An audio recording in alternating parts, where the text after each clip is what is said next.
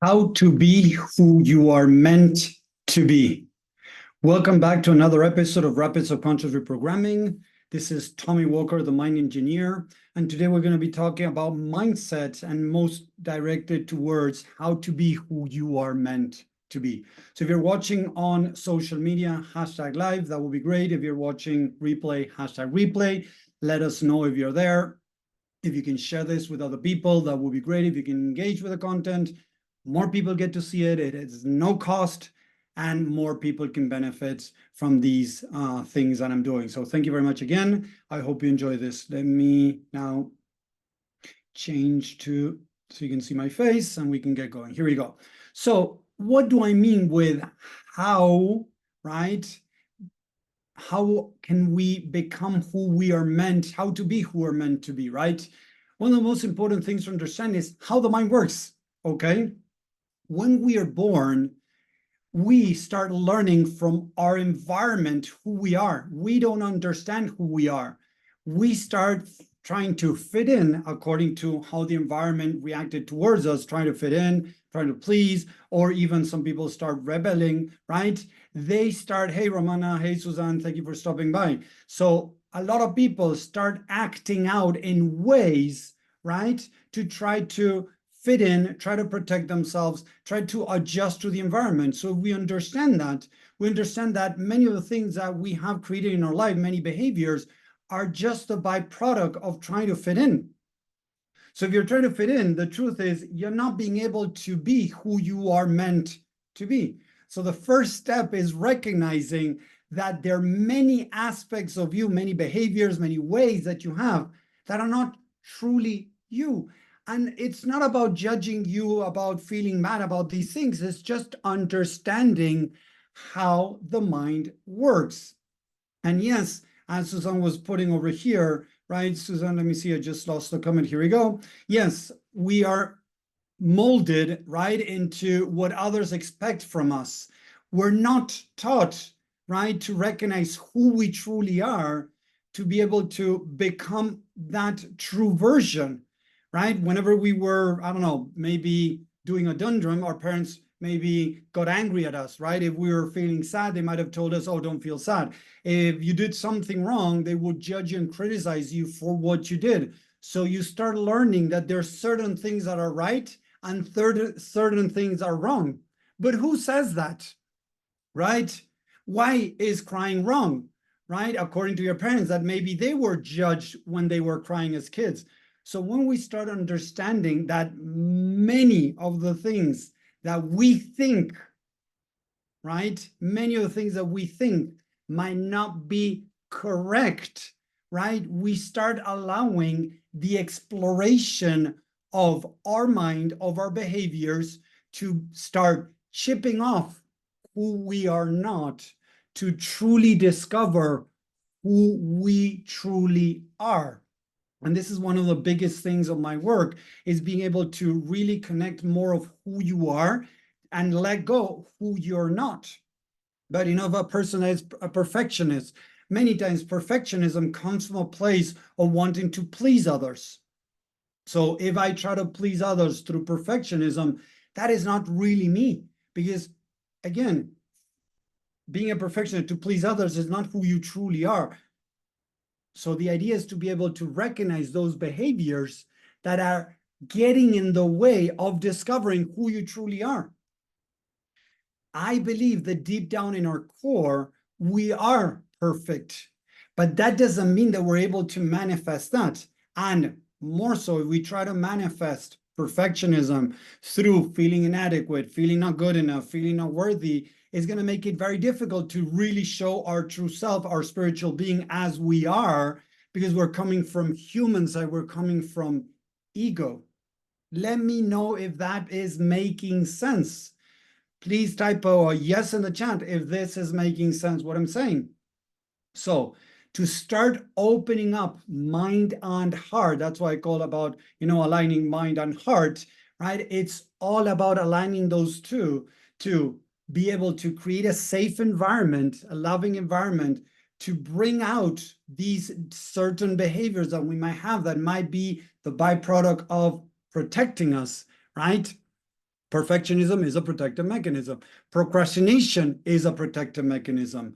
A person are doing, if they're addicts to anything, it is a protective mechanism. So instead of really thinking that a person or ourselves, we're addicts, it's just understanding that we're protecting from a deeper pain of a lack of love and acceptance.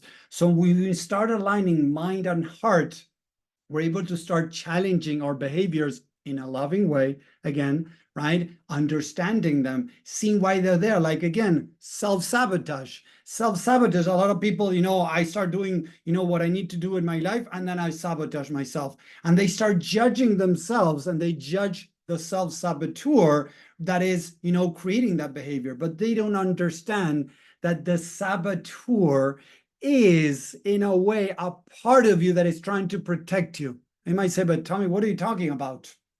So I have several people that I'm working with that they self-sabotage, because when they self-sabotage, they get attention from others, maybe from their parents, right? I have several people, and I used to be there, right? That, I used to self-sabotage, get hurt to get the attention from my parents. So was it a bad thing? Not in a way. It was looking for the love and acceptance from the other person, in this case, my parents. So I would hurt myself as a kid, and not on purpose. I wouldn't try to commit suicide at a very young age, but I would get hurt. I would break a bone. I would open my head because I banged something without realizing what I was doing, right? And as I started going down this path, I started seeing behaviors that were the byproduct of something deeper. So when you start judging the part of you that is messing up your life without really understanding why it's doing it, you're not really bringing true change.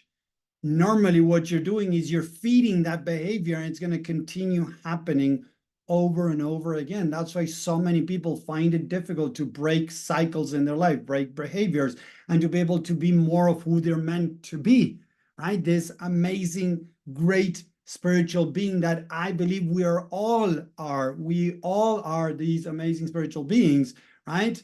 That were made for greatness, but our human side has taken over because we have little training as kids on this. And unfortunately, we have believed our constraints, our limitations, and we go through life trying to break free from those constraints and limitations, not understanding why they're there in the first place, what they might be protecting us from, and from there start trying to work on changing. When we don't understand how a car works, it's going to be very difficult to make changes. If we don't understand how a boat works, it's going to be very difficult to navigate. The mind is the same. If you don't understand how the mind works, it's going to make it very difficult to let go of who you are not to become more of who you are. And there's an exercise that I help people with, right? I'm going to share it here right now. I hope you enjoy it. Is writing the things that you admire from other people, whether you have them or not. I want you to make a list of the things that you admire from other people. Yes, things you admire, qualities. I like people that are good public speakers, that they're able to communicate, good communicators. I like people that are powerful, strong, but in a good sense, right? That they're spiritual, that they are loving, caring. So write down the things that you love about other people.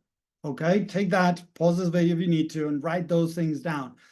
When you do that, then after you write that list and leave it open to keep adding stuff, I want you to see if in any aspect of your life, grab the first word, and any aspect of your life, you might have a 1%, 2%, 5% compared to another person that you look up to. So imagine if you look up to somebody that you're very good communicators, and you might say, oh, I'm not a very good communicator compared to that other person. But in your life, are you able to communicate with your friends? Are you able to communicate with your kids, with somebody else?